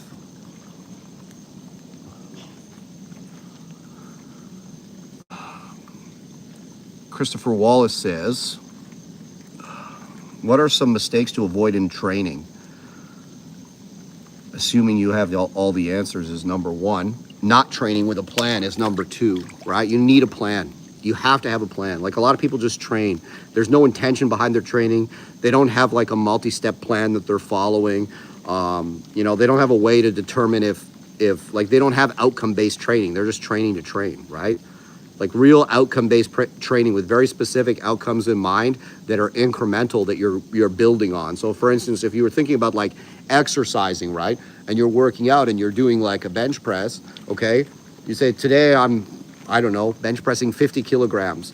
By next week, following these steps, I want to be bench pressing 55 kilograms, right? That's a very specific and incremental outcome. You didn't say, next week I want to bench press 100 kilograms. You said, I'm benching 50. I want to get to 55 kilograms. Very incremental, makes sense. You have a step-by-step process that you're following in order to achieve that outcome. Dog training is the same. And most people don't do it. They just simply like, I would like my dog to kind of do this. Let me go out there and feed him some treats and yank on his leash a few times, and hopefully he figures it out. And needless to say, that doesn't particularly work very well.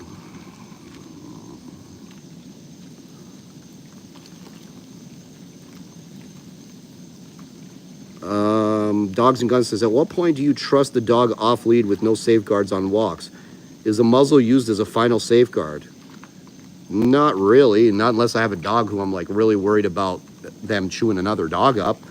You know, when it comes to having a dog loose on walks, it's, you know, I've been training dogs for a long time. So for me, when I'm training with a leash, when I realize that I'm no longer using the leash in training and it's just there, but the dog is showing me complete, you know, obedience without the leash, that's when I take the leash off, because I'm like, okay, we're not using this anymore. If I'm still relying on the leash to keep the dog with me or to help the dog into behaviors, well, then he's probably not ready to go without it.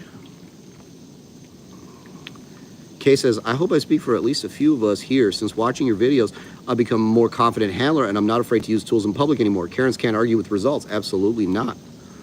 We got Charles, much respect from Buffalo. Appreciate you, buddy. Thank you. Hopefully it's not too cold there. Okay, guys, I think I'm going to wrap it up.